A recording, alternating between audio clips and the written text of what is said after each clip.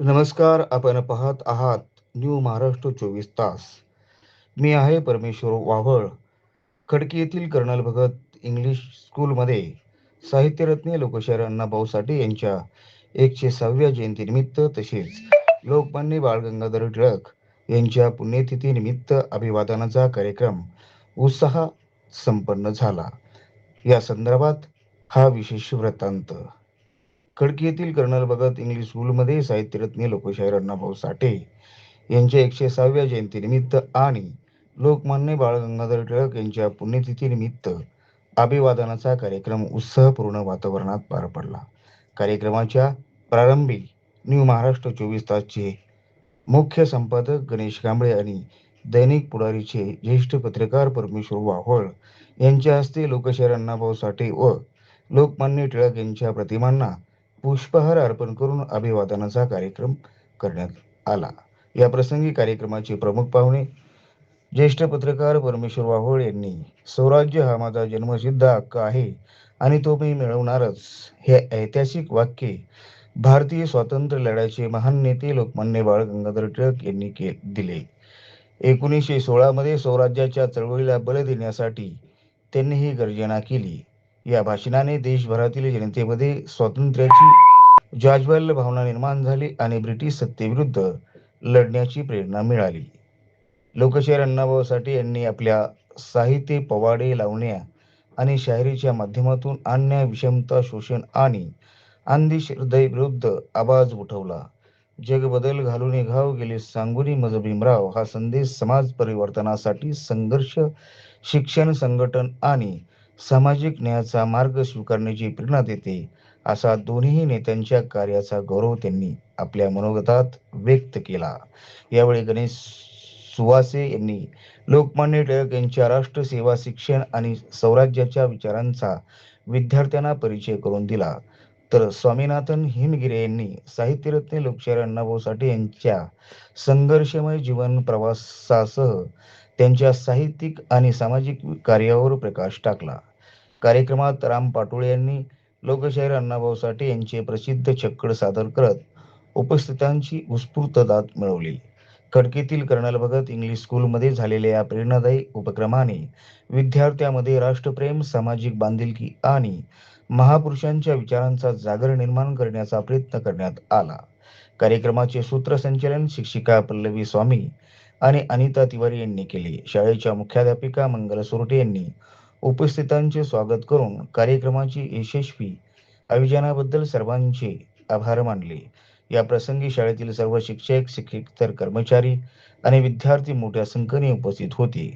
या उपक्रमातून विद्यार्थ्यांना राष्ट्रभक्ती, सामाजिक समता आणि शिक्षणाचे महत्त्व याची प्रेरणा मिळाल्याचे मत उपस्थितांनी व्यक्त केले. समाजांना ज्या पद्धतीने दूर लोटलं होतं त्याचं दुःख अण्णाभाऊंना होतं. वाटेगाव ते मुंबई प्रवास करणारे हे मराठी कवी, लेखक, विचारवंत इथल्या व्यवस्थेने बाजूला सारलं होतं.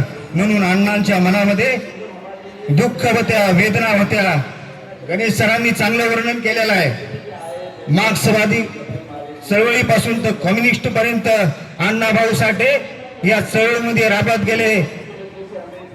त्यांना पर्याय उरला नाही. नंतर महामानव डॉक्टर बाबासाहेब आंबेडकरांच्या विचाराला ते आपलं मानलं आणि जग बदल घालून घाव गेले मज सांगून भीमराव. त्या मुलींनी ज्या पद्धतीने वर्णन केलंय ना मगाशी, ते खरंय. बाबासाहेबांच्या कार्याला नंतर त्यांनी झोकून दिला. अशा पद्धतीने या महामानवांनी या महाराष्ट्रासाठी, या देशासाठी कार्य केलेलं आहे.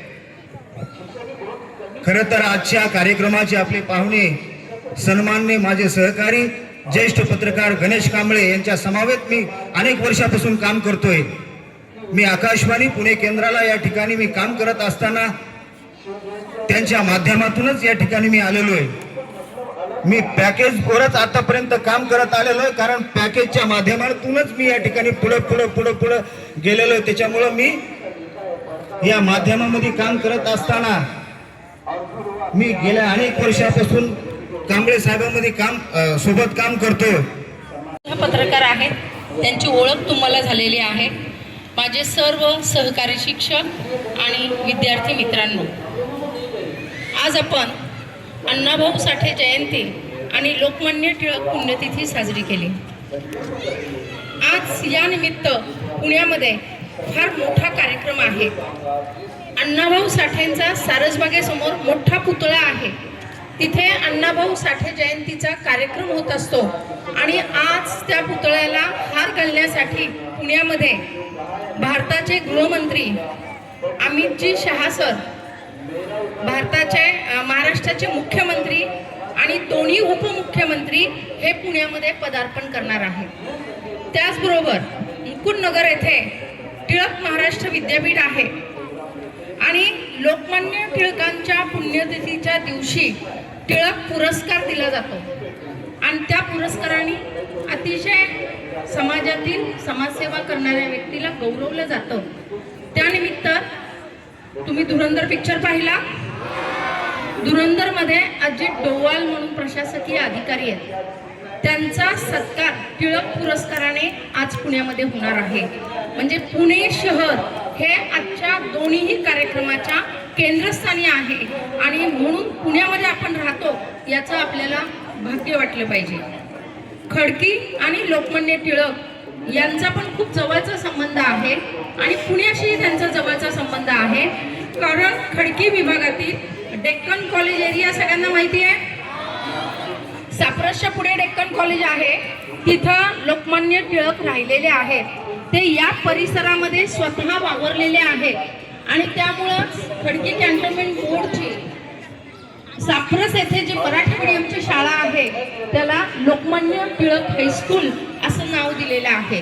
त्याचबरोबर लोकमान्य टिळकांचा टिळकवाडा, केसरीवाडा हा पुण्यामध्ये आहे आणि त्यांनी पुण्यामध्ये शिवजयंती, केसरी, मराठा म्हणजे शिवजयंती चालू केली आणि केसरी आणि मराठा ही मराठी वृत्तपत्र चालू केली. शिवजयंती चालू करण्यामागचा हेतू हा होता